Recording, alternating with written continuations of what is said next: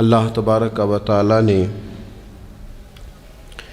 بعض چیزوں کو، بعض دنوں کو، بعض وقتوں کو، بعض مہینوں کو اپنی رحمت سے فضیلت عطا فرمائی ہے۔ اللہ تبارک و تعالی کے ان مخصوص دنوں کو فضیلت عطا کرنے میں ہم گناہ گاروں کا بہت ہی زیادہ فائدہ ہے۔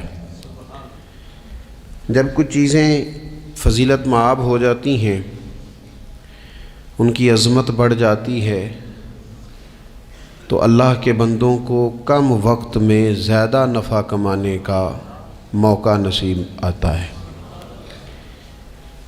نبی اکرم نور مجسم شفیع معظم صلی اللہ تعالیٰ علیہ وسلم کی امت کو اللہ تعالیٰ نے بہت ساری ایسی چیزیں اپنی رحمت سے دی ہیں کہ جن میں عمل تھوڑا ہے، اجر زیادہ ہے۔ اس کا نتیجہ یہ نکلتا ہے کہ انسان تھوڑے وقت میں، تھوڑے ٹائم میں، تھوڑی مصروفیت میں اپنے رب کریم کے بارگاہ سے زیادہ اجر کا مستحق ہو جاتا ہے۔ انہی مقدس معتبر معنی خیز ایام میں ایک بڑی فضیلت، زیادہ عظمت والا مہینہ ماہ رمضان المبارک ہے۔ قرآن مجید نے صراحت کے ساتھ اس ماہ مقدس کا نام لیا ہے۔ کیا معنی ہے؟ کہ یہ وہ مقدس مہینہ ہے جس کا میرے رب کریم نے نام لیا ہے، اللہ نے نام لیا ہے۔ شہر رمضان الذی انزل فیہ القرآن، فرمایا رمضان کا وہ مقدس مہینہ ہے جس میں اللہ نے قرآن نازل فرمایا ہے۔ اس ماہ نور، ماہ سرور کا نام نامی اللہ تعالیٰ نے قرآن مجید کے اندر ذکر فرمایا۔ حضرت سلمان فارسی رضی اللہ تعالیٰ عنہ ارشاد فرماتے ہیں کہ شعبان المعظم کا آخری دن تھا، اگلے دن رمضان شروع ہونے والا تھا کہ رسول پاک علیہ السلام نے ہمیں رمضان کی فضیلت پر خطبہ ارشاد فرمایا۔ آپ اس بات کو غور سے سمجھیے کہ ایسا مہمان جس کے آنے سے پہلے اس کی فضیلت بیان کی جا رہی ہے، اور فضیلت کون بیان کر رہا ہے؟ امام الانبیاء صلی اللہ تعالیٰ علیہ وسلم۔ یہ صرف ہمارے دلوں کے اندر، امت کے دلوں کے اندر اس ماہ مقدس کی فضیلت کو اور اس کی عظمت کو بٹھانے کے لیے کہ پوری طرح تم اپنے ذہن میں اور اپنے دل میں ایک بات بٹھاؤ کہ ایک عظمتوں والا مہینہ تم پر سایہ فگن ہونے والا ہے، عظمتوں والا۔ حضور نے ایک دن قبل اس کی فضیلت بیان۔ ہمارے ہاں یہ ہوتا ہے کہ ہم کسی چیز کی اہمیت کو لیتے ہیں لیکن سمجھتے ہیں کہ یہ کوئی روٹین ورک ہے، یعنی نارملی ہر سال رمضان شریف آتا ہے، اپنے وقت کے حساب سے چاند بدلتا ہے اور اپنے وقت پر رمضان شریف آ جاتا ہے۔ ہم سمجھتے ہیں کہ مطلب روٹین کا ایک معاملہ ہے، ایک روٹین کی چیز ہے۔ لیکن اگر آپ اس کو اس نظر سے دیکھیں گے نا کہ اس مہینے کے آنے سے پہلے، یعنی ابھی ایک دن بعد آنا ہے رمضان کو، اور آنے سے پہلے حضرت سلمان فارسی فرماتے ہیں کہ نبی پاک نے ہمیں باقاعدہ بلا کے خطبہ دے کے رمضان کی عظمت ہمارے دلوں میں بٹھا، یعنی فکری طور پر اور ذہنی طور پر امت کو تیار کیا۔ فرمایا تم پر ایک ایسا مہینہ سایہ فگن ہونے والا ہے جو مبارک ہے تمہارے لیے، باعث برکت ہے تمہارے لیے۔ تم اپنے آپ کو ذہنی طور پر تیار کرو کہ ایک ماہ نور تمہارے قریب آ رہا ہے۔ جو رمضان، اسلامی عبادات جتنی بھی ہیں نا، وہ مخصوص پوجا پاٹ نہیں۔ اسلامی عبادات میں سے کوئی عبادت بھی ایسی نہیں جس کا مقصد ہی ہو کہ آپ نے اتنے وقت سے لے کر اتنے وقت تک فلاں عمل کرنا ہے۔ جتنی بھی عبادات ہیں اسلامی، وہ اپنے دامن میں کوئی نتیجہ رکھتی ہیں، کوئی رزلٹ رکھتی ہیں، اس کے ثمرات انسانی زندگی پر مرتب ہوتے ہیں۔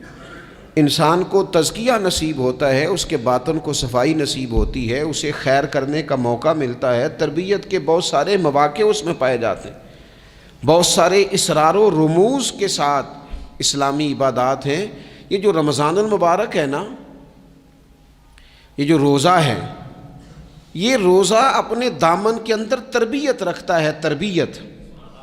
یا ایھا الذین آمنوا کتب علیکم الصیام کما کتب علی الذین من قبلکم لعلکم تتقون۔ اے ایمان والو، تم پر روزے فرض کیے گئے جیسا کہ تم سے پہلے لوگوں پر بھی فرض کیے گئے تھے تاکہ تم تقوی اختیار کرو۔ روزہ تمہیں پرہیزگار بنائے گا، تمہارے اندر سے جو نفسانی چیزیں ہوں گی انہیں نکالے گا، اور اللہ تبارک و تعالیٰ کی طرف تمہارے دل کا رجحان ہوگا، تمہاری روح کا رجحان ہوگا، تمہیں تزکیہ دے گا۔ روزہ انسان کی تربیت کرتا ہے، انسان کو روزہ ذہنی طور پر تیار کرتا ہے کہ اللہ کے حکم کے مطابق کھانا ہے، اللہ کے حکم کے مطابق پینا ہے۔ سب سے بڑا مسئلہ اس دور کا رزق کے حلال کا حصول ہے اور حرام سے اجتناب ہے۔ تو روزہ ہمیں یہ سبق پڑھاتا ہے کہ ہم وہی کھائیں گے اور اسی وقت کھائیں گے جو کھانے کا ہمیں ہمارے رب نے حکم ارشاد فرمایا ہے، اور جس سے اللہ رسول منع کر دیں گے جتنی مرضی چمک دمک اپنے دامن میں رکھے، جتنی مرضی، لیکن ہم وہی لیں گے جو ہمارے لیے جائز ہے۔ آپ غور فرمائیے،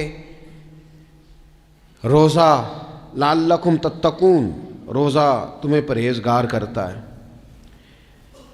بہت سارے لوگ ایک بات کرتے ہیں کہ عادتیں نہیں بدلی جاتی، یار کوشش کرتا ہوں لیکن میری عادت نہیں تبدیل ہوتی۔ میں آپ کو ایک رائے دینے لگا ہوں، مشورہ دینے لگا ہوں، میں آپ سے یہ عرض کرنے لگا ہوں کہ موقع آیا ہے رمضان شریف کا۔ رمضان میں نا بندہ روٹین میں اپنی عادتیں بدلتا ہے۔ کسی کو سویرے 7 بجے کھانے کی عادت ہے، کسی کو 9 بجے کھانے کی عادت ہے، کوئی صبح ناشتہ نہیں کرتا، دوپہر میں ہی کھاتا ہے۔ لیکن رمضان آیا تو عادت بدل گئی، 7 بجے والا بھی نہیں کھا رہا، 9 بجے والا بھی نہیں کھا رہا، دوپہر والا بھی نہیں کھا رہا، سارے سحری میں کھا رہے ہیں۔ عادت بدل گئی، بالکل طبیعت بدل گئی، روٹین چینج ہو گئی۔ کوئی اٹھ رہا تھا صبح فجر میں، اللہ کی توفیق سے اللہ تعالیٰ معاف فرمائے تو کچھ ایسے بھی تھے جو 9-10 بجے اٹھ رہے تھے، کچھ الحمدللہ فجر پڑھ کے چلو کسی وجہ سے پھر سو گئے، 10-11 بجے اٹھ رہے تھے، روٹین بدلی ہوئی تھی۔ رمضان آیا تو بدل گئی، سارے سحری میں اٹھ رہے ہیں، تہجد کے وقت سب کی آنکھ کھول رہی ہے، بالکل روٹین بدل گئی، حالات بدل گئے، معاملات تبدیل ہو گئے، اوقات تبدیل ہو گئے، دفاتر کے ٹائم تبدیل ہوئے، اسکولوں کے نظام تبدیل ہوئے، مدارس کے اوقات تبدیل ہوئے، ہر چیز کے اندر تبدیلی آئی۔ معنی کیا ہے کہ اللہ نے تمہیں موقع دیا ہے کہ عادتیں بدلی جا سکتی ہیں، اپنے آپ کو تبدیل کیا جا سکتا ہے، لائف سٹائل کو چینج کیا جا سکتا ہے۔ یہ موقع آیا ہے، ایک مہینہ ہے پورا، 2-3 دن 4 دن آپ کی روٹین بگڑ جائے نا سونے کی، یعنی روٹین سے ہٹ کے آپ سونا جاگنا شروع کر دیں تو پھر وہی روٹین بن جاتی ہے، پھر اسی ترتیب سے انسان سارے کام کرتا ہے۔ تو رمضان میں روٹین چینج ہوگی، سارے تہجد میں اور سحری میں اٹھیں گے، تو اللہ کرے نا یہ روٹین قائم رہے۔ رمضان میں تو اٹھتے تھے سحری کرنے کے لیے، تو اللہ کرے روٹین بن جائے اور سارا سال اٹھیں تہجد کی نماز ادا کرنے کے لیے، اللہ کرے روٹین بن جائے، چیزیں تبدیل ہو جائیں۔ وہ لوگ جن کو ڈاکٹر کہہ رہے تھے کہ دوائی بھی کھانی ہے اور پرہیز بھی کرنا ہے، تو وہ کہہ رہے تھے جی دوائی کھانا تو آسان ہے، پرہیز کرنا مشکل ہے، تو بدلنے لگی ہے نا روٹین، آ گیا نا رمضان، پرہیز کا ٹائم شروع ہو گیا۔ لہذا بہترین فائدہ یہ ہوگا کہ رمضان میں پرہیز ہوگی، ڈائٹ پلان بالکل بنایا جا سکتا ہے، اس میں چیزوں کو بالکل مرتب کیا جا سکتا ہے۔ تو رمضان شریف کے آنے سے پہلے ذہنی طور پر اپنی عادات کی تبدیلی کا پروگرام بنائیں، عادتیں بدل جایا کرتی ہیں۔ رسول کریم دنیا میں آئے وَيُزَكِّيكُمْ، حضور تزکیہ کرنے تو آئے ہیں، عادتیں بدلنے تو تشریف لائے ہیں۔ نبی پاک نے صفائی ستھرائی کر دی، ساری ناپاک چیزوں کو نکال دیا۔ تو روٹین دیکھیں کہ رمضان میں تقوی کے حصول کے لیے اپنی عادات کو تبدیل کرنا ہے، اور اس کے لیے ذہنی طور پر اپنے آپ کو تیار کریں۔ وہ جو کہتے ہیں بچے سویرے نہیں اٹھتے، وہ روٹین بنا لیں، یہ موقع آیا ہے، ابھی سے ارادہ کر لیں کہ جناب ہم نے اس ترتیب سے اپنے گھر کو، ماحول کو، بچوں کو اس ترتیب سے ہم نے مرتب کرنا ہے چیزوں کو. یا آپ ارادہ کریں، اللہ تعالیٰ مدد فرمائے گا. رمضان المبارک کی جو خاص فضیلت ہے، اس خاص فضیلت کو رمضان آنے سے پہلے ذہن میں بٹھا لیں، اور رمضان المبارک پورے کا پورا اس ذوق سے گزاریں کہ ذہن میں بات موجود ہو، ذہن میں، کہ دراصل رمضان کیا ہے. اللہ کے پیارے رسول صلی اللہ تعالیٰ علیہ وسلم نے فرمایا، اے لوگو تم پر ایک عظیم المرتبت مہینہ سایہ فکن ہو رہا ہے. حضور فرماتے ہیں شہر مبارک، فرمایا یہ بڑا برکت والا مہینہ ہے، یہ برکتیں لے کے آیا ہے، یہ رحمتیں لے کے آیا ہے، یہ اپنے ساتھ عنایات لے کے آیا. اور نبی اکرم صلی اللہ تعالیٰ علیہ وآلہ وسلم نے فرمایا جو بندہ بھی قرب الہی کی نیت سے رمضان میں نیکی کا طلبگار ہوگا، فرمایا وہ اگر نفل نیکی کرے گا نا تو اللہ تعالیٰ اسے فرض کے برابر ثواب عطا فرمائے گا. اور حضور علیہ الصلوۃ والسلام فرماتے ہیں جو اس مہینے میں ایک فرض ادا کرے گا اللہ 70 فرضوں کے برابر اجر عطا کرے گا. اپنے ذہن میں ایک بات بٹھائی جائے، ذہن میں یہ بات بٹھائی جائے کہ یہ نا برکت والا مہینہ ہے، اس میں میرا ثواب بڑا ضربوں کے ساتھ آگے بڑھے گا. ایک ذہن بنایا جائے اور پھر ثواب اکٹھا کرنا شروع کر دیا جائے. پھر وہ ترتیب بنا لی جائے، کاروباری نہیں، روحانی ترتیب، کاروباری نہیں، یعنی نئے سے نئے سٹال نہ تیار کیے جائیں. مہنگائی کیسے کرنی ہے اور کس طرح کر کے کن چیزوں کی آج کل مانگ ہوگی، کس ترتیب سے سودا پہلے ہی خریدنا ہے، مہنگا کیسے کرنا ہے، اللہ معاف کرے مصنوعی قلت کیسے پیدا کرنی ہے، کمائی کیسے کرنی ہے. رمضان کے اندر جناب لوگ ساری ترتیب لگا کے، ساری. میرے ایک دوست ہیں میڈیکل کے شعبے سے وابستہ ہیں، تو وہ مجھے کہنے لگے کہ ڈاکٹر بھی اپنی روٹین بدلتے ہیں اور معدے والی ساری دوائیاں بھی اکٹھی کر لیتے ہیں کیونکہ رمضان آنے والا ہے، یہ زیادہ لوگ استعمال کریں گے. تو وہ ماحول نہ پیدا کریں کہ ہر چیز دنیا داری ہو جائے، ہر چیز دنیا داری نہیں، ہر چیز کو ایک نیا روپ دے دیا جائے اور نیا سے نیا مال کمانے کا سلیقہ بنایا جائے. میں اکثر کہا کرتا ہوں کہ رمضان تو اس لیے تھا نا کہ اس میں کم کھانا ہے، تھوڑا کھانا ہے. لیکن اگر بندہ کہے کہ میں نے صبح کا چونکہ کھایا نہیں لہذا اب شام کو اتنا کھانا ہے کہ ہفتے سے پہلے ڈاکٹر کے پاس بھی جانا ہے، میں نے وہ سارا پوری کرنی ہے روٹین، تو پھر وہ مقصد کو نہیں نہ سمجھا، پھر اس نے اس خوبصورتی کو نہیں پایا جو خوبصورتی اس کو دین دینا چاہتا تھا. ایک تو رمضان کی فضیلت کو سمجھنا ہے، اور پھر جب ہم روزہ دار ہیں، ہم نے روزہ رکھا ہوا ہے، تو نبی پاک علیہ السلام نے خود اس مفہوم کو کھول کے بیان کیا. فرمایا جس بندے نے جھوٹ نہیں چھوڑا، گناہ نہیں چھوڑا، گویا غیبت نہیں چھوڑی، بدی نہیں چھوڑی، تو اللہ کے محبوب علیہ الصلوۃ والسلام فرماتے ہیں پھر اللہ تعالیٰ کو اس کے بھوکا پیاسا رہنے کی تو کوئی ضرورت نہیں، کیونکہ لعلکم تتقون، تقوی اختیار کرنا تو روزے کا مقصد تھا. اور اگر اس نے وہ بات کو سمجھا ہی نہیں، استاد کے لیے صرف استاد ہو جانا ہی ضروری نہیں، اس کو پھر اپنے منصب کا لحاظ کرنا بھی ضروری ہے کہ میں استاد ہوں. والد کا صرف والد ہو جانا ہی کمال نہیں، اس کو پھر اس منصب کے تقاضوں کو بھی سمجھنا چاہیے کہ اب میں ایک باپ ہوں، اب میں روٹین میں وہ آزاد نہیں ہوں کہ جہاں میرا جی چاہے گا جاؤں گا، جہاں میری طبیعت چاہے گی میں کھاؤں گا، جہاں میرا دل کرے گا میں وہ کام کروں گا. اب آپ سرپرست ہیں، سربراہ ہیں. انسان دیکھیں نا، ایک شخص ہے وہ عالم ہے، علم پڑھ لینا صرف کمال نہیں، وہ اپنے منصب کو بھی تو سمجھے نا، اس منصب کے وقار کو، اس کے لحاظ کو بھی تو سمجھے نا. ایک آدمی اگر عمر رسیدہ ہے، بڑا ہے، بزرگ ہے، اور وہ چاہتا ہے کہ میری بزرگی کی وجہ سے میرا اکرام کیا جائے، تو اسے اپنے منصب کا بھی لحاظ کرنا پڑے گا. اس کو حضرت سعدی فرمایا کرتے تھے میں نے 18 سال کے بزرگ دیکھے اور میں نے 75 سال کے بچے دیکھے. حضور کیا مطلب؟ فرمانے لگے عمر ہو گئی لیکن اپنے منصب کا خیال نہ کیا، عادات بچوں والی رہی۔ اور فرماتے میں نے ایسے لوگ دیکھے جن کو شروع وقت میں ہی اللہ والوں کی صحبت نصیب آئی، تو وہ جو بزرگی ہے وہ پھر عمر کی وجہ سے نہیں ملی، وہ اللہ نے علم اور عمل کی وجہ سے عطا فرما دی۔ تو اپنے منصب کا لحاظ کرنا کہ میرا یہ منصب ہے۔ اسی طرح جب ہم نے روزہ رکھا ہوا ہوگا نا تو پھر ہم نے اس منصب کا بھی لحاظ کرنا ہے کہ میں روزے دار ہوں۔ پھر خالی بھوکے پیاسا نہیں رہنا۔ رسول پاک صلی اللہ تعالی علیہ وآلہ وسلم نے پتہ ہے روزے دار کی فضیلت کیا بیان فرمائی؟ اللہ کے محبوب صلی اللہ تعالی علیہ وسلم فرماتے ہیں کہ رب فرماتا ہے ابن آدم کا ہر عمل اس کے لیے ہے، روزہ میرے لیے، اور فرمایا میں خود جزا دوں گا روزے کی، میں خود جزا دوں گا روزے کی۔ اور حضور فرماتے ہیں روزہ ڈھال ہے، جو شخص روزہ دار ہو وہ بےہودگی سے، فحش گوئی سے اجتناب کرے۔ اور اللہ کے محبوب صلی اللہ تعالی علیہ وسلم فرماتے ہیں اگر کوئی شخص اسے گالی دے، اگر کوئی شخص اس سے جھگڑا کرنا چاہے تو پتہ کیا جواب دے؟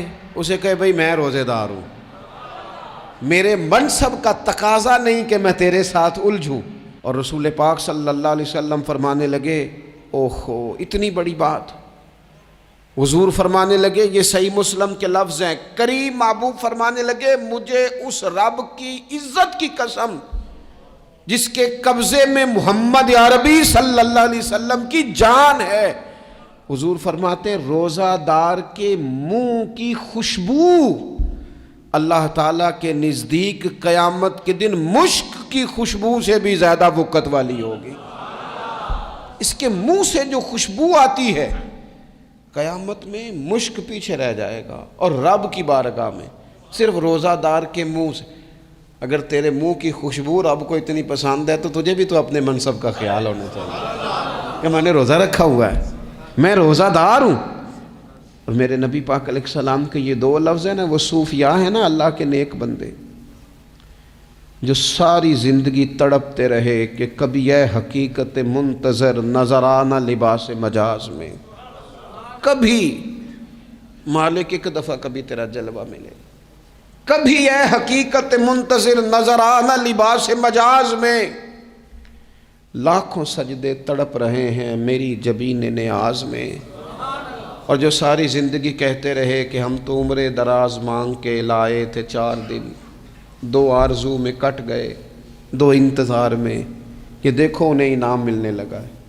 جو اس کی راہ کے سوالی تھے، جو اس کے رستے کے مسافر تھے، جو اسے پانا چاہتے تھے، جو اس کی دید کرنا چاہتے تھے، جو اسے ملنا چاہتے تھے، میرے رسول پاک علیہ السلام نے فرمایا روزہ دار کو 2 خوشیاں ملیں گی۔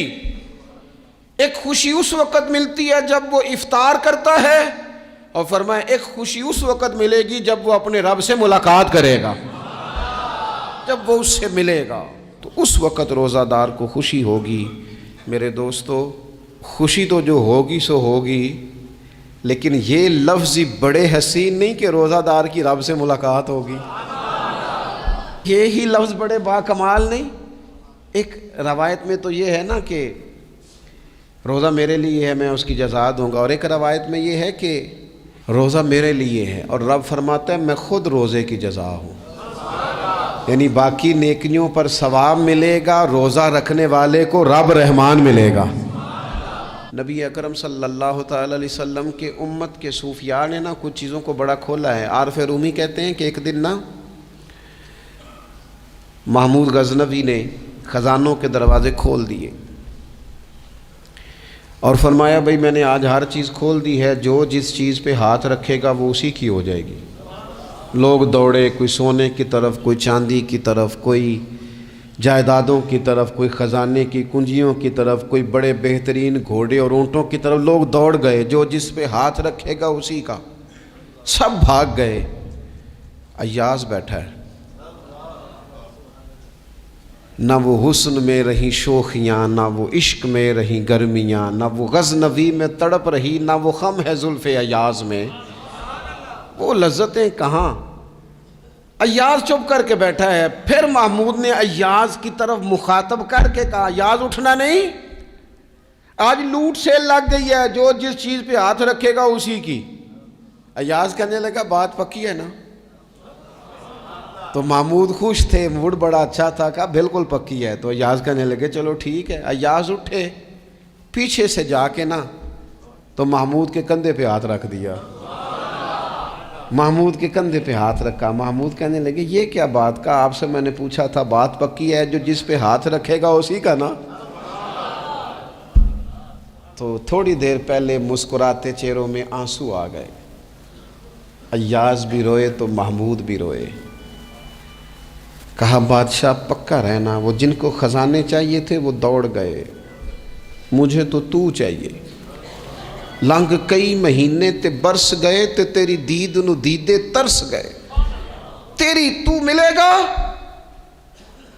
تو پھر کہا محمود نے, اس نے کہا میں وعدہ کر چکا تھا, بس ٹھیک ہے, باقیوں کے خزانے اور میں تیرا طے ہو گئی. فرمایا باقی نیکیوں پر ثواب ملے گا, اور روزہ رکھنے والے کو رب رحمان ملے گا, اللہ کا قرب ملے گا. دیکھو نا, وہ خاص انسان کو کیفیت حاصل ہوتی ہے روزے میں, رب کے ہونے کا یقین. وہ جو صوفیاء کہتے ہیں نا مراقبہ کرو, وہ نصیب ہوتا ہے.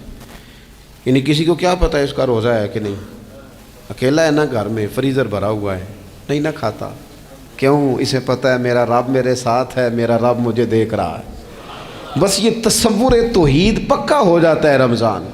تو پھر اللہ تبارک و تعالیٰ کی بھی خاص رحمت اور کوئی خاص ہی اعزاز. حضور فرماتے ہیں جنت کے کئی دروازے ہیں, ایک باب الریان ہے, اس سے صرف روزہ دار گزریں گے.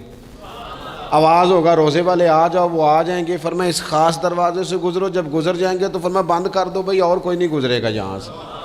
دروازہ ہی مخصوص ہے, ان کا اعزاز ہی ذرا زیادہ ہے. تو میرے عزیز رمضان شریف کے اندر وہ منصب کا بس خیال رکھیں کہ میں روزہ دار ہوں, اس احتیاط کے ساتھ. اور دوسری جو رمضان کی چند عبادات ہیں نا, سب سے پہلی تو میں عرض کروں گا تراویح کے حوالے سے. یہ بات یاد رکھ لیں کہ نبی پاک علیہ الصلوۃ والسلام نے فرمایا جس نے ایمان اور احتساب کی نیت کے ساتھ رمضان میں قیام کیا, اللہ اس کے پچھلے سارے گناہوں کو معاف فرما دے گا. اور ایک مقام پر نبی پاک صلی اللہ تعالیٰ علیہ وسلم نے بیان کیا, یہ مشکات میں موجود ہے. حضور فرماتے ہیں رمضان اور قرآن دونوں قیامت کے دن بندے کی شفاعت کریں گے. رمضان کہے گا یا اللہ میں نے اسے دن بھر کھانا کھانے سے باز رکھا, اور تیری بارگاہ کے حکم کے مطابق اس نے اپنے آپ کو ان چیزوں سے بچا کے رکھا. اور قرآن کہے گا مالک رات میں نے اسے نیند سے روکے رکھا. کیا مطلب؟ اس نے کھڑے ہو کے عبادت کی. اگرچہ اس سے مراد شارحین حدیث نے تراویح بھی لیا ہے, تہجد کی نماز بھی لیا ہے, صلاۃ اللیل بھی لی ہے, لیکن میرے عزیز یہ خاص ربط ہے قرآن مجید کے ساتھ تراویح کا. مسنون ہے رمضان کی راتوں میں قرآن مجید اور تراویح کا پڑھنا. اگر تھوڑی سی نا طبیعت میں صرف تبدیلی پیدا کی جائے, میں نے دیکھا ہے کہ جو لوگ کہتے ہیں نا میرا وقت بڑا قیمتی ہے, بڑی ساری جگہوں پہ آپ کو بیٹھنا پڑتا ہے, بیٹھیں آپ 2 گھنٹے بیٹھیں, 3 گھنٹے بیٹھیں. میں نے دیکھا ہے لوگ جاتے ہیں کسی دفتر میں تو رات کو ہی چلے جاتے ہیں اس علاقے میں, کھڑے ہیں, پاسپورٹ کے دفتر کھڑے ہیں, شناختی کارڈ کے دفتر کھڑے ہیں, امیگریشن کی لائنوں میں کھڑے ہیں. کچھ ذہن تو بنائیں کہ میں نے رات کھڑے رہنا ہے اور اپنے رب کی عبادت کرنی ہے. تراویح کو ذرا ذوق سے آپ اگر تھوڑا ارادہ کر لیں گے نا, یعنی کوئی ایسا مشکل کام نہیں. میری تو رائے یہ ہے کہ پہلے 3-4 دن ذرا جم کے ذہن بنائیں, اور تھوڑا سا نا روٹین کو بدلنے کی کوشش نہ کریں. جس امام صاحب کے پیچھے تراویح شروع کریں, کوشش کریں ساری وہیں پڑھیں. روٹین بدلنے سے بھی سستی آتی ہے. ایک دن یہاں گئے, 2 دن وہاں گئے, تو یہ روٹین بدلنے سے بھی بعض اوقات سستی آتی ہے. کوشش کریں ایک جگہ پہ قرآن شریف سننا شروع کریں اور پھر پورا قرآن مجید وہیں پہ سنیں, اور تھوڑا ذہن بنائیں. میں نے دیکھا ہے ہمارے استاد صاحب اس طرح کیا کرتے تھے کہ بہت تھوڑا کھانا افطاری کے وقت, تھوڑا, اور ان سے کہا جاتا آپ بزرگ آدمی ہیں, اتنا کم کھانا کیسے نظام چلے گا؟ تو فرماتے تھے میں ایک چپاتی اور آدھی چپاتی کھا لوں گا لیکن تراویح کے بعد۔ اب اگر زیادہ کھانا کھاؤں گا تو طبیعت میں سستی آئے گی، میرے لیے کھڑا ہونا مشکل ہو جائے، سادہ سا کھانے کے ساتھ افطاری کی جائے گی۔ اور تراویح کے لیے اپنے آپ کو ذہنی کہاں ٹائم ملتا ہے سارا سال قرآن پڑھنے سننے کا، یہ تو اللہ نے موقع عطا فرمایا ہے۔ تو تھوڑا سا اگر دلچسپی پیدا کی جائے، بڑا بڑا سونا قرآن مجید پڑھا جاتا ہے مساجد میں، بچے بڑی بڑی خوبصورتی سے، تو اللہ کا شکر ہے جگہ جگہ پہ۔ اور مساجد کے علاوہ بھی میں نے دیکھا ہے، ہم سے لوگ مطالبہ کرتے ہیں کہ ہماری فیکٹری میں رات کو بھی کام ہوتا ہے، اتنے سارے ورکر ہیں تو بچہ کوئی مل جائے قرآن شریف سنائے، فلانی جگہ بھی اتنے لوگ ہیں تو اگر موقع مل جائے، تو اگر تھوڑا ذہن بنایا جائے، شوق پیدا کیا جائے تو اللہ تعالیٰ فضل فرماتا ہے، انسان کو طاقت ملتی ہے کھڑے رہنے کی۔ ایک تو تراویح، روزہ، تراویح، اور تیسری بات ہے سحر اور افطار۔ یہ جو سحری اور افطار، یہودی جو تھے نا وہ سحری نہیں کرتے تھے، سحری کا نام و نشان نہیں تھا، روزہ رکھتے سحری نہیں کرتے۔ تو نبی پاک صلی اللہ تعالیٰ علیہ وسلم نے فرمایا ہمارے اور یہودیوں کے درمیان فرق ہی سحری کا ہے۔ اور نبی پاک صلی اللہ تعالیٰ علیہ وآلہ وسلم نے فرمایا سحری کھایا کرو، سحری کھانے میں برکت ہے۔ اور اگلی بات سننی ہے آپ نے تو خوش ہو جانا ہے، سحری کو معمولی نہ سمجھے، سحری کرنا عبادت ہے۔ ہاں آپ مت سمجھیں کہ میں روٹی کھا رہا ہوں، یہ تو میرے سامنے دہی رکھا ہوا ہے، یہ تو سالن رکھا ہوا ہے، یہ تو اچار رکھا ہے، تو چپاتیاں رکھی ہیں۔ سحری کھانا عبادت ہے۔ آپ صبح اٹھے، آپ کی تو روٹین ہی اور تھی، تو 7 بجے کھاتے تھے، 9 بجے کھاتے تھے۔ یہ جو آپ صبح کھا رہے ہیں اٹھ کے سحری میں، اپنی مرضی سے تھوڑی کھا رہے ہیں، یہ تو کسی کے کہنے سے کھا رہے ہیں، یہ تو کسی کے بٹھائے بیٹھے ہیں۔ یہ جو سحری کا لنگر ہے یہ رب رسول کی رحمت کے ساتھ عطا ہوتا ہے، یہ کرم ہے، یہ اللہ رسول کے بٹھائے بیٹھے۔ کیا میرے رسول پاک صلی اللہ تعالیٰ علیہ وآلہ وسلم نے بات کھولی ہے، ترغیب و ترہیب میں حدیث ہے، اللہ کرے یہ کبھی چسکا لگ جائے، یہ والا مزہ آ جائے، تو پھر تو گھر میں دسترخوان نہیں بچھا ہوا ہوگا، پھر تو رنگ ہی کوئی اور ہوگا۔ حضور فرماتے ہیں اللہ تعالیٰ اور اس کے فرشتے سحری کھانے والوں پر رحمتوں کا نزول فرماتے ہیں۔ کھائی روٹی جا رہی ہے، پکا ہوا کھانا ہے، لیکن حضور فرماتے ہیں رب بھی رحمتیں فرما رہا ہے اور اللہ کے حکم سے فرشتے بھی رحمتوں کا نزول کر رہے ہیں سحری کھانے والوں پر۔ تو خوب توجہ سے، ذوق سے، شوق سے۔ اور پھر جو افطار کا معاملہ ہے، حضور فرماتے ہیں جب روزہ کھولنے والا روزہ کھولتا ہے تو جو دعا مانگتا ہے رب قبول فرما لیتا ہے۔ یعنی افطار کا وقت ایسا ٹائم ہے جو دعاؤں کی قبولیت کا وقت ہے۔ افطار کرنا بھی ہے، کرانا بھی ہے۔ مہنگائی ذرا عروج پہ چلی گئی ہے، میں بار بار کہتا ہوں، مجھ سے نا لوگ دعا کے لیے مجھے کہتے کہتے اپنے کئی دکھ بتا دیتے ہیں۔ تھوڑا سا نا افطاریاں مہربانی فرمائیے گا سیاسی نہ کیجیے گا۔ وہ جن سے مال لیتے ہیں، وہ جن کو مال دیتے ہیں، وہ جن سے ووٹ لینے ہیں، وہ جنہوں نے ووٹ لینے ہیں، اس بنیاد پر سحر افطار کے بندوبست نہ کریں رضا الہی کے لیے۔ میرے محبوب فرماتے ہیں جس نے رب کی رضا کے لیے کسی کو افطار کرایا، جتنا ثواب اللہ روزہ رکھنے والے کو دے گا اتنا افطار کرانے والے کو بھی عطا کرے۔ اور ایک حدیث تو آپ پڑھیں گے تو جھوم جائیں گے، سنیں گے تو خوش ہو جائیں گے، المعجم الکبیر میں موجود ہے۔ نبی پاک علیہ السلام فرماتے ہیں جس نے حلال کھانے اور حلال پانی سے کسی کا روزہ افطار کرایا نا، ذرا دیکھنا غریبوں کے گھروں کو جھانکنا، ذرا اپنے عزیزوں میں ایک نظر دوڑا لینا، ذرا رمضان کی نیت کر کے رمضان سے پہلے ہی غرباء تک راشن پہنچا دینا، ان کی فکر دور ہو جائے، وہ پہلی شام ہی اپنے بچوں کے ساتھ آسودہ حال ہو کے بیٹھیں۔ دیکھ لینا یہ نہ ہو کہ ایک بھائی کھول کے کھا رہا ہو اور دوسرے کے بچے منتظر ہوں کہ آج سحر افطار میں کیا کرنا ہے۔ اپنے گلی محلے میں دیکھ لینا، ہم اس رسول کے ماننے والے ہیں جنہوں نے فرمایا میں اسے مومن ہی نہیں جانتا جو پیٹ بھر کے کھائے اور اس کا ہمسایہ بھوکا رہ جائے۔ تھوڑا سا اپنے ارد گرد نظر ڈال لینا، المعجم الکبیر میں حدیث موجود ہے۔ اللہ کے پیارے رسول صلی اللہ تعالیٰ علیہ وسلم نے فرمایا جس نے حلال پانی سے، حلال روٹی سے کسی کا روزہ افطار کرایا تو فرمایا فرشتے اس بندے کے لیے رمضان کے دنوں میں، رمضان کی گھڑیوں میں دعا کرتے ہیں، اور جناب جبریل امین اس کے لیے شب قدر کی رات دعا کرتے ہیں۔ حضرت جبریل شب قدر میں دعا کریں گے، خاص رات، یا اللہ اس بندے پر فضل فرما، اس نے تو غریب آدمی کو افطار کرا۔ یہ ایک عبادت ہے، اس عبادت کا خیال کریں۔ پھر اعتکاف آئے گا، رمضان کے آخری 10 دنوں کا اعتکاف۔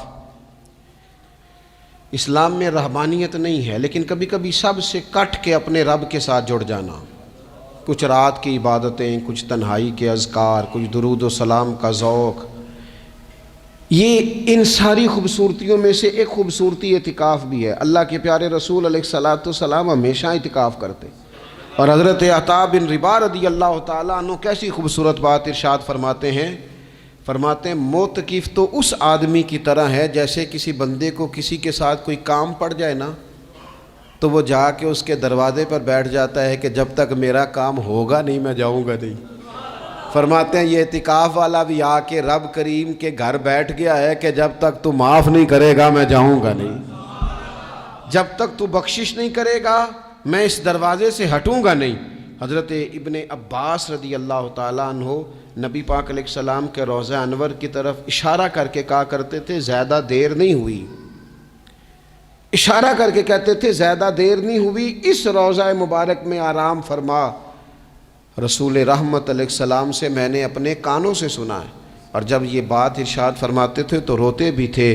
فرماتے ہیں میں نے خود نبی پاک علیہ السلام سے سنا ہے کہ جو شخص اللہ تعالیٰ کی رضا کے لیے ایک دن کا بھی اعتکاف کرے گا نا، اللہ تبارک و تعالیٰ اس کے اور جہنم کے درمیان 3 خندقوں کی آڑ بنا دے گا، اور فرمایا ان کی مسافت زمین و آسمان سے بھی زیادہ ہوگی۔ یہ 3 خندقیں اتنی بڑی جن کی چوڑائی زمین آسمان سے بھی زیادہ ہوگی، ایک دن اعتکاف کر لے تو اللہ اس بندے کو دوزخ سے اتنا دور فرما دے گا۔ بہت سارے لوگ ہیں جن کو بڑا ٹائم ملتا ہے چھٹیاں گزارنے کے لیے، کبھی کسی سیاحتی مقام پر، کبھی کسی سیاحتی مقام پر، خرچہ بھی مل جاتا ہے، کام بھی ہو جاتا ہے، سارے سلسلے ہی بن جاتے ہیں، بڑی بڑی جگہوں پہ لوگ جا کے ٹائم گزارتے ہیں، تو ایسا نہ ہو کہ 10 دن اللہ کے گھر میں بھی گزارے جائیں۔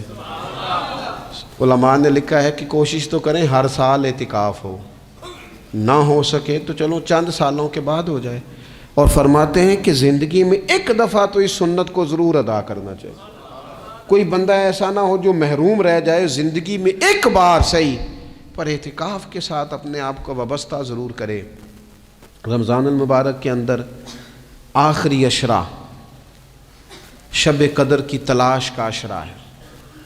اللہ کے پیارے رسول صلی اللہ تعالیٰ علیہ وسلم ان 10 دنوں میں خود بھی عبادت کرتے تھے اور گھر والوں کو بھی جگایا کرتے تھے، اور اپنے اہل خانہ کو تاکید فرماتے تھے کہ اٹھو اٹھو، آگے بڑھو، یہ آرام کرنے کے دن نہیں ہیں۔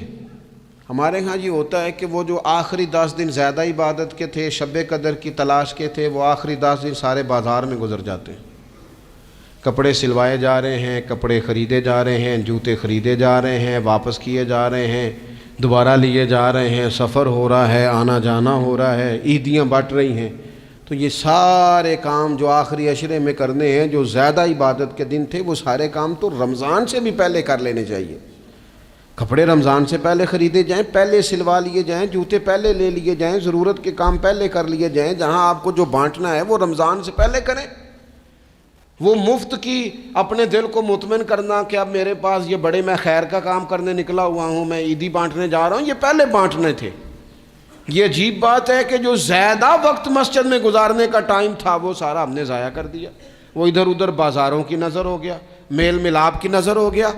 تو اگر چیزوں کو مرتب کیا جائے، میں تو دوستوں سے کہا کرتا ہوں زکوٰۃ کا حساب، صدقات کا حساب، صدقات فطر کا حساب، جتنے بھی روٹین کے کام ہیں اس کو کوشش کریں رمضان شریف سے پہلے آپ ترتیب دیں، آپ ان چیزوں کو پہلے سے مرتب کریں تاکہ وہ بہترین ہو جائیں۔ ہم تو اس دین کے ماننے والے ہیں جہاں نیت کرو تو اجر شروع ہو جاتا ہے۔ آپ رمضان کی نیت سے جو آج خرچ کریں گے اس کو اللہ تعالیٰ رمضان کے ثواب کے برابر ہی اجر عطا فرمائے گا۔ لیکن وہ ہم نا کچھ لوگ بڑا انتظار. ایک صاحب مجھ سے کہنے لگے جی میں نے سنا ہے صدقہ فطر آخری عشرے میں ہی دینا چاہیے. میں نے کہا آپ کا پروگرام تب دینے کا اس لیے آپ نے یہ گاڑا کر کے سن لیا, ذرا اس کو آپ نے زیادہ غور سے سن لیا ہے. آپ جب ضرورت محسوس کریں, جب آپ سمجھیں کہ کسی کو ضرورت ہے, ضرورت کے وقت کوئی چیز کام نہ آئی تو پھر کب جا کے کام آئی. تو میری آپ سے یہ اپیل رہے گی کہ پہلے سے چیزوں کو مرتب کریں, معاملات کو پہلے سے طے کریں. وہ لوگ بڑے اچھے ہوتے ہیں جو وقت پر منصوبہ بندی کرتے ہیں, جو چیزوں کو ٹائم پہ مرتب کرتے ہیں. وہ ٹائم جو ہمارا بالکل اللہ کی بارگاہ میں حاضری کا ہے, عبادات کا ہے, اگر وہ سارا گاڑیوں کی نظر ہو جائے گا, اسفار کی نظر ہو جائے گا, تو ہم نے حاصل کیا کیا. ایک بات آخر میں بڑے درد کے ساتھ آپ کی خدمت میں عرض کرنی ہے. ہر سال کہتا ہوں, اس سال بھی کہوں گا, ذاتی اخراجات کو کچھ کم کیا جائے. ذاتی اخراجات نہ کچھ لوگوں کے بہت زیادہ ہیں, ان کے اپنے لباس کے, کپڑوں کے, اور وہ اخراج. میں نے پچھلے جمعے بھی کہا تھا, اسلام ذبائش کی اجازت دیتا ہے, نمائش کی اجازت نہیں دیتا. نمائش والے کام اگر تھوڑے چھوڑ دیے جائیں کچھ بھی نہیں ہوتا. میں تو شاید اگر میں سینکڑوں کہہ دوں تو غلط نہیں ہوگا, لیکن بیسیوں تو لوگ ایسے ضرور ہوں گے کہ جو عید ساری سو کے گزارتے ہیں, سارا دن سوئے رہتے ہیں. پتہ نہیں وہ اتنے مہنگے مہنگے کپڑے کس لیے خریدتے ہیں. عید کی نماز پڑھی, سو گئے, اور بھئی آپ کا فون بند تھا جی میں سو رہا تھا جی. تو بھئی وہ جو آپ نے 1.5 مہینہ درزی کے پاس آنا جانا لگایا, وہ کس مقصد کا؟ رات کوئی پہننا تھا, کوئی پرانا جوڑا پہن لیتے. ایسی مصیبت کیا بنی ہوئی تھی؟ اتنے مہنگے کپڑے خریدے, اتنا مہنگا جوتا لیا, اور دن سارا سو کے گزار دیا. ذاتی اخراجات کم کریں. پتہ کیا ہے, فرق بہت بڑھتا جا رہا ہے, بہت بڑھتا جا رہا ہے. یعنی ایک جگہ پہ چیزیں پڑی ہیں, خراب ہو گئی ہیں, کھانے کا ٹائم نہیں, پہننے کا ٹائم نہیں, اور ایک جگہ وہ ہے کہ جہاں لوگ دوائی کو ترس رہے ہیں. گندم امیر شہر کی ہوتی رہی خراب, اور بچی کسی غریب کی فاقوں سے مر گئی. اور کسی نے کہا تھا کہ غریب شہر تو فاقوں سے مر گیا, لیکن امیر شہر نے ہیرے سے خودکشی کر لی. اللہ معاف فرمائے. تو بہت ساری جگہوں پہ لوازمات زیادہ ہیں, اخراجات زیادہ ہیں, تکلفات زیادہ ہیں. اس رمضان میں مہنگائی کا جو زور ہے, حالات کی جو سنگینی ہے, اور تھوڑا پیچھے جائیں تو غریب علاقوں میں جس قسم پرسی کے ساتھ لوگ اپنا وقت بتا رہے ہیں, اگر صرف امیر لوگ اپنے کچھ ذاتی اخراجات کو کنٹرول کرنے میں کامیاب ہو جائیں تو بڑے سارے لوگ ایسے ہیں جن کے لیے وہ خوشیاں بانٹنے کا ذریعہ بنیں گے, اسباب. اور ویسے بھی زندگی سادہ کریں, آسان ہو جائے گی. زمین پر چلیں, آپ محسوس کریں گے کہ زندگی بہتر ہو گئی ہے, آسانی والی ہو گئی ہے. اللہ کی بارگاہ میں دعا کرتا ہوں اللہ تعالی ہم سب کو سمجھ نصیب فرمائے.